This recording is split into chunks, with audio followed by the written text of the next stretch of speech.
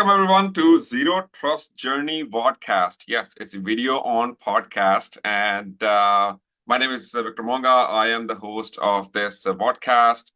Today we're going to be talking about not a new topic, zero trust. We all have heard about it, and it's one thing we're going to be covering throughout the podcast or session today is it's a journey. It's not a product. It's not something you can just achieve it overnight. So that's the idea of this informal, casual podcast where we talk about our understanding of zero trust, our understanding of zero trust journey, our understanding of this landscape, our understanding of the stories we have heard about zero trust. So before we get into the serious topic of zero trust, I do want to start with a light, fun question. I'm a coffee lover, Aaron. So do you like coffee? And if yes, tell us your favorite story, favorite beans, whatever, something about coffee. So I worked at Starbucks when I was in high school and then through college. So I was a barista and I thought it was super cool. It still is. It's still, Starbucks is the be all end all, I guess. But I'm actually really boring. I just like to drink straight espresso. I'll have like 4 shots of it in the morning. Ooh. I'm boring now. I don't do sugar or cream or anything like that. But I think that's from my days of, making so many crazy drinks and all the concoctions and crazy orders that people get whenever they come into Starbucks. So that's my coffee story, but I do live and breathe for it in the morning. I get nervous, when I go to Starbucks and when there's someone in front of me and they're asking their order, quad shot of this, soy milk, whipped cream with a light of cinnamon and 30 other customization. I feel intimidated. I feel that I don't know how to order my coffee because all I go show up and ask, hey, can I have a cup of coffee? That's it, like just a cup of coffee. So with that, today we have our first guest, Erin Logue-Smith. She is cyber and compliance practice leader and member at Dell. Erin has a unique position to see cybersecurity actually. This is a really fun one. She is an attorney. She has been trained to fight legal fights and getting you out of the parking tickets. I'm kidding. But seriously, she has a unique way of looking at cybersecurity from a legal perspective. And that's why I invited her to actually talk about Zero Trust journey and the things that she has seen with her customers or the conversations she has had. With that, and welcome to the show. Thank you. I'm happy to be here. I'm excited about your new podcast. We've done many sessions on cybersecurity in the past, but this is a new journey for you. So I'm excited to be here. Thank you. All right. With that, you know what? We're talking about zero trust journey. We're talking about, yes, it is a buzzword for some, for others. It's a really great way of looking at cybersecurity. So let's start with that icebreaker. When was the first time you heard about zero trust, and what was your knee-jerk reaction to it, or what was the first statement you heard that okay, this is what zero trust means to you, Aaron?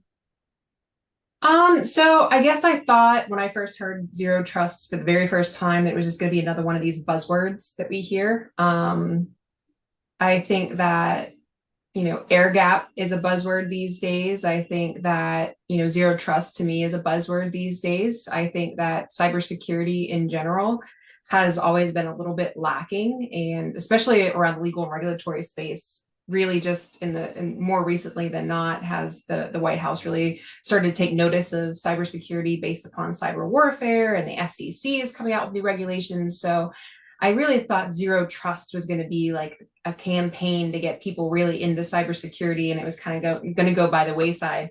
But it hasn't. It is still a buzzword. I still think it intimidates people, but it's here to stay, and I think it's something we all have to embrace. That's right. Yeah.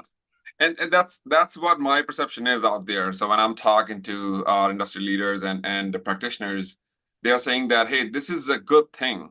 Yes, maybe vendor space has abused it to an extent that it become a little bit ugly and icky when we hear a product labeled as zero trust certified. I'm like, what is this?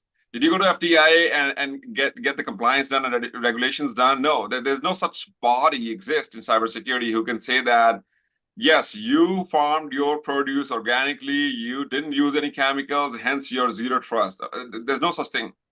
You can't claim a product, or a vendor can just self-proclaim that.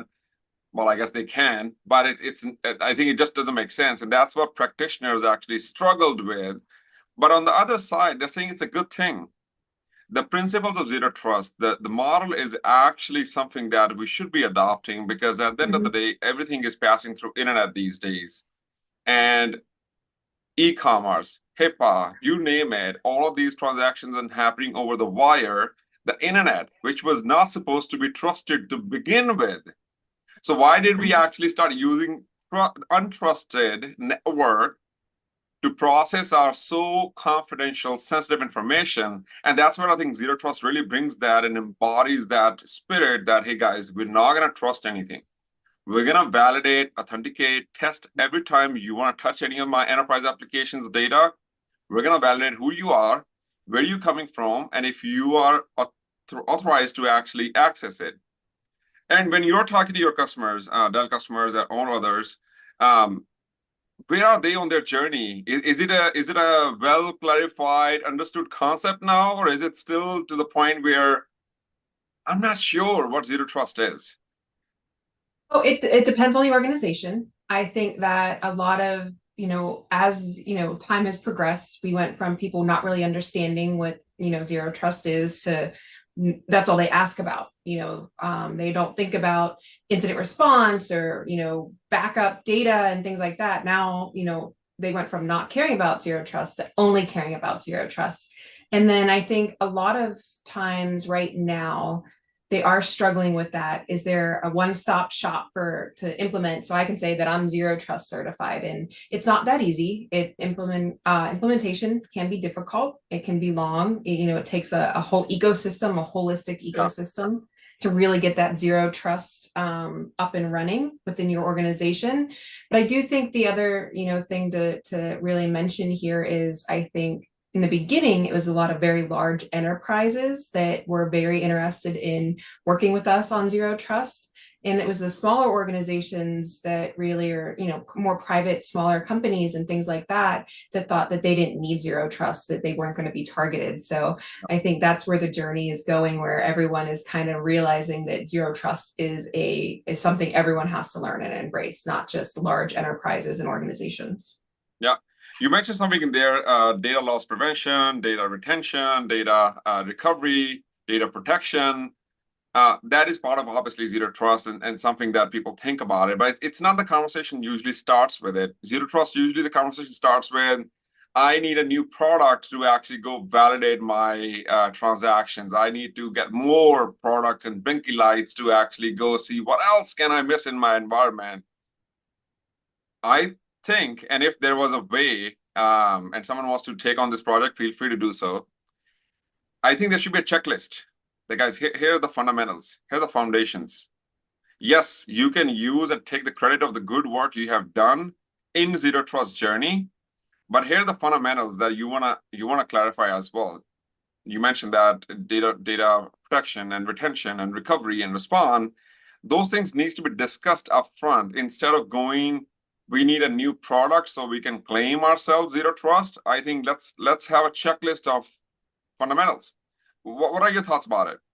Yeah, no, I totally agree. And as soon as you asked me a question, there was a motorcycle that drove by and I couldn't hear you. So that's the love of having a live podcast recording, right? Of course. But I do agree. I think that, as I said, zero trust is the thing that everyone's talking about today. And that's why we're having this podcast, because it is incredibly important. And it's, trust but verify, don't trust anybody. Let's protect anything accessible to the internet. But the fact is someone's going to get through, and it might not be through the avenues that you're using zero trust to protect. It might be in a different capacity, in a different way. So you can't just throw all of your time and effort into zero trust, the zero trust framework, zero trust architecture, and protection of your internet of things, as we would say, IoTs. But you have to also make sure that if and when someone probably is going, you have to accept that someone's going to get in no matter what. And you have to set in an entire cybersecurity ecosystem. As you were saying, we have to have that protection in the front end. We have to, really be vigilant and try to fight those bad actors from entering our premises at all. but we also need to have that back end, that resiliency structure. We have to make sure we're backing up. We have to make sure that we have plans in place for whenever that 0-day event could occur, and probably will.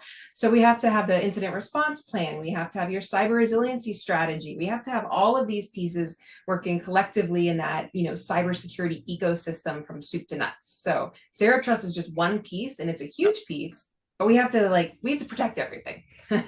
Yeah, and again, to my earlier point, we can claim all of that good work under the umbrella of zero trust, and that's okay. Mhm. That's acceptable. I can get behind it.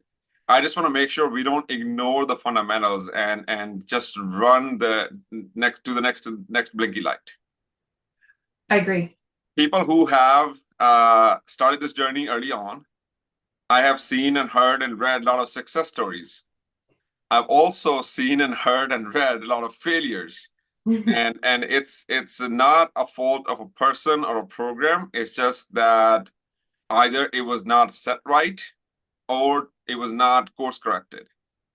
But the success stories are also a good demonstration and a proof that people who embark this journey, they can continue learning on top of it. It actually helps the business. It actually helps the organization reduce the overall risk. And that's really the ultimate goal here, that if you have a framework program that you're following as a journey, then you're continuing to get better from yesterday. That's reducing the risk is what we are really after. And you must have talked to different people, different customers, different organizations. Any success or bad story about zero trust journey that you want to share with our audience?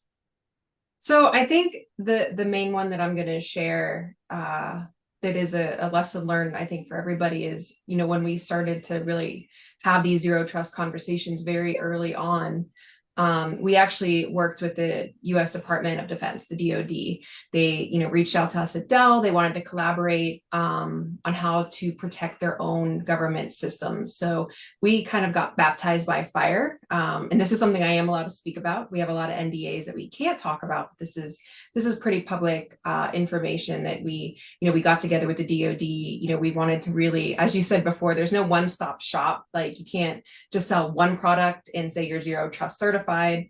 The implementation of multiple products, multiple partners, multiple architectural solutions within environments that the DoD supports across the country for different avenues of government, like the Treasury and things like that.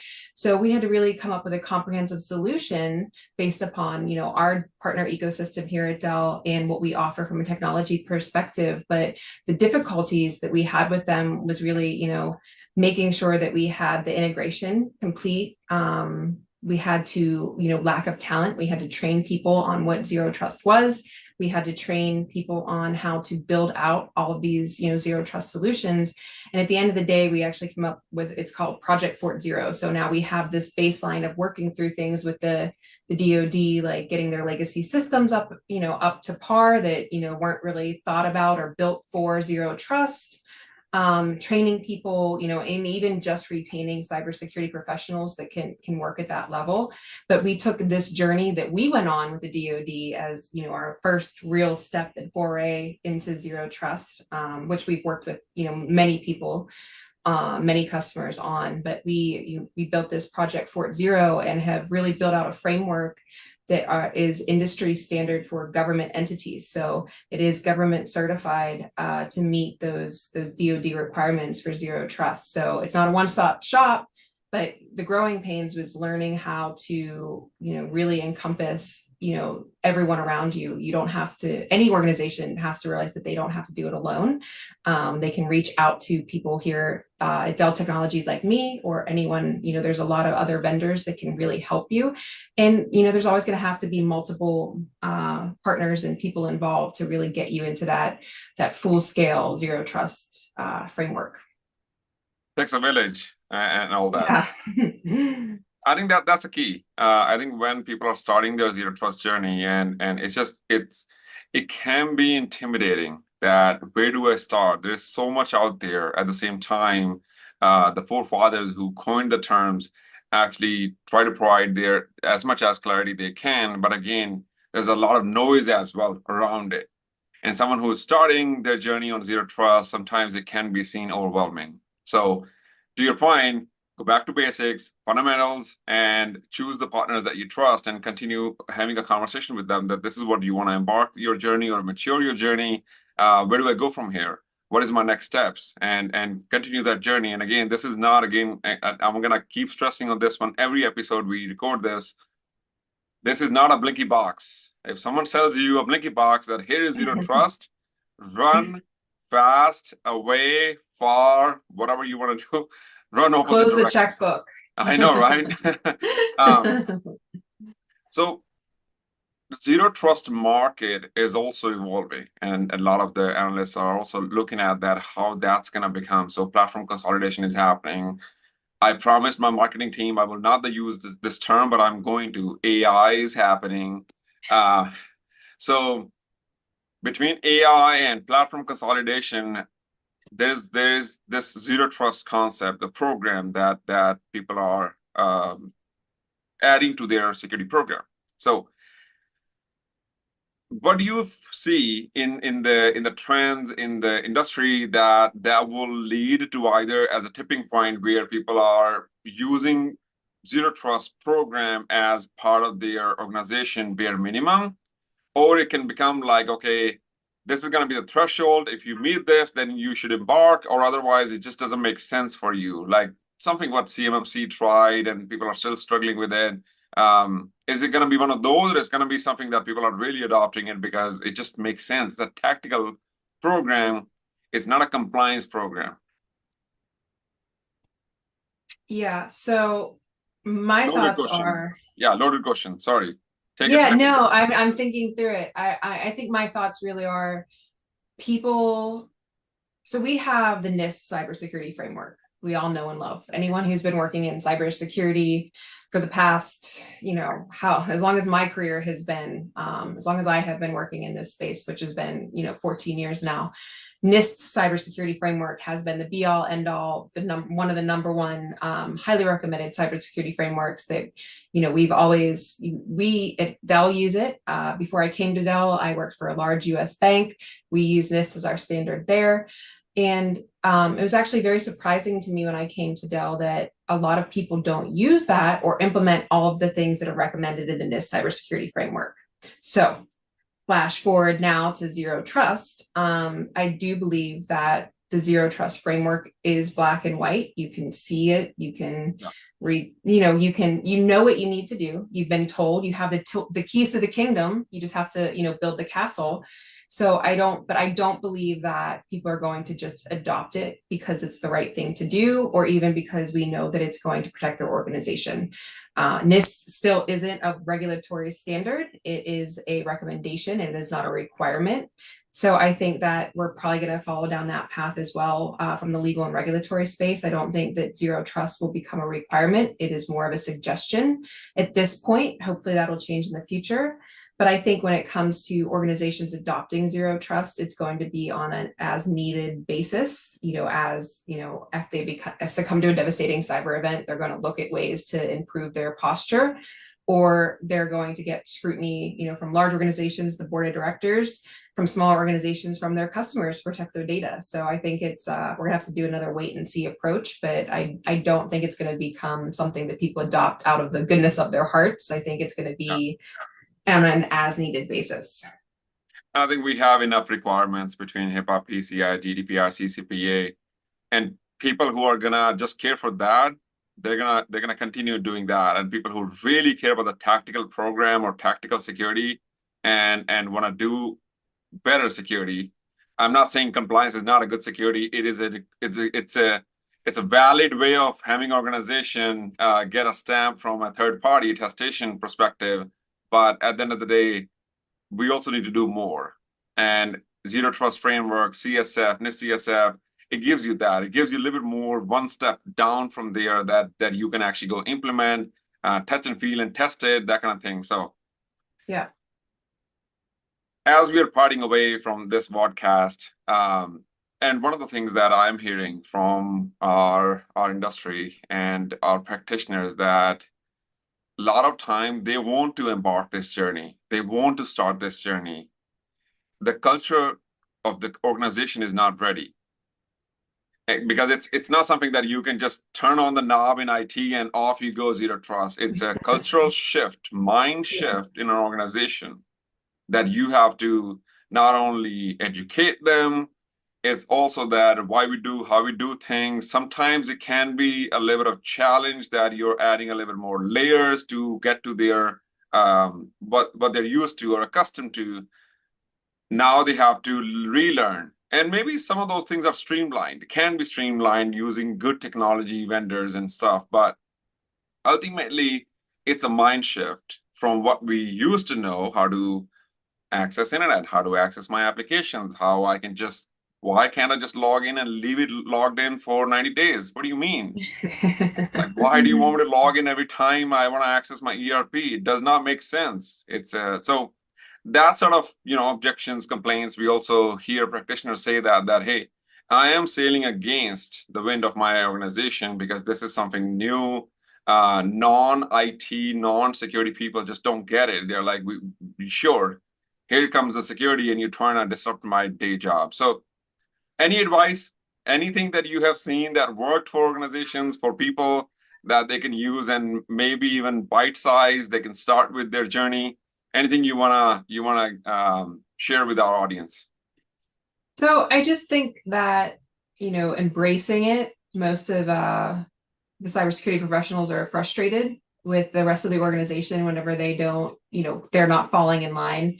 I know a major complaint that I've heard is, especially, and if you're an executive and you're watching this, keep this in mind, because a lot of executives feel that they should be, opted out of these zero trust rules, that they should be trusted, they're of a level in the organization that they don't need to be authenticated, that they're not going to cause a problem. So they get, it seems like executives sometimes get a little bent out of shape about adding these zero trust principles because it can hinder their day job. So I think that, as cybersecurity professionals, we need to have patience and really go in and explain why we're going on this journey. And then we have to, anyone who's not a cybersecurity professional, you have to, just turning on the news, you'll see, again, this has been going on, the tides have been changing, but, since the pandemic really began and up until now, cybersecurity attacks are on the rise. There's cyber warfare now. So every organization, whether you are a cybersecurity professional or, you just are doing your day job and you turn on the news, everyone still knows that these cyber attacks are going on. So I think we just have to, as organizations, as any professional who uses a laptop or remotely works, you have to just embrace it, embrace the zero trust journey.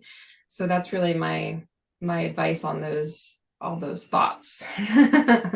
Get executive sponsorship. That's the best piece of advice actually someone gave me about 2 decades ago when I started doing ethical hacking. They said, just before you actually hack the organization, get the highest level of approval that you can get from the organization. I think it seems applicable here as well. So with that, we want to thank you, Aaron, and our listeners to this podcast. We are going to do this monthly, and we're going to be inviting our diverse panelists and the people who have seen, heard, done some sort of zero trust journey, and just share what their thoughts are. So if you have any comments, any questions, any inquiries, please put in the comments, reach out to us. We really appreciate always hearing from you, our listeners. And once again, thank you so much. Of course. Thanks for having me. Yeah.